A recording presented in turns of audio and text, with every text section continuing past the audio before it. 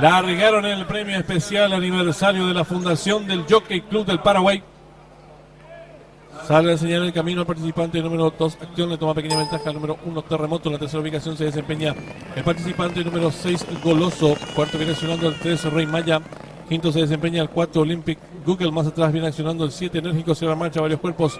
El 5, Influyente. Los competidores enfrentan el primer codo el número 1, Terremoto. Cuerpo y medio de ventaja sobre el 2, Acción. Tercero expectante se desempeña el participante número 6, Goloso.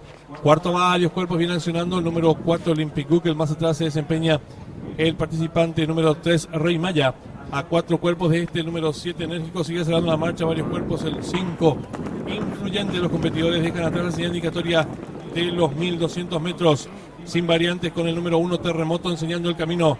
Corre con el pescuezo de ventaja sobre el número 2, Acción, que va en su búsqueda. Tercero expectante a 2 cuerpos y medio, viene accionando el participante número 6, Goloso. En la cuarta colocación a varios cuerpos se desempeña el 4, Olympic Google. A cuerpo de este viene accionando el 3, Rey Maya. Más atrás el 7, Enérgico. Sigue cerrando la marcha el competidor número 5, Influyente.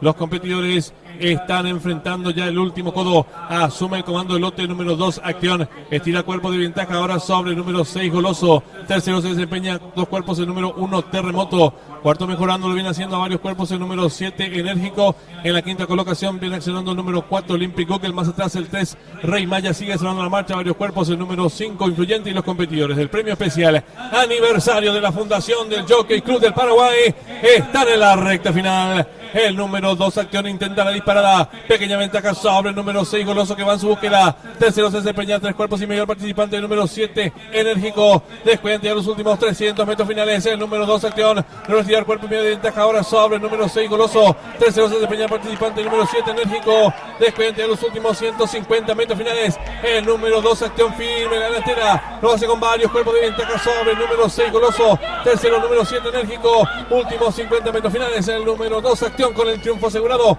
Varios cuerpos de ventaja sobre el número 6, Goloso. En la tercera ubicación el 3, Rey Maya. Y cruzaron el disco.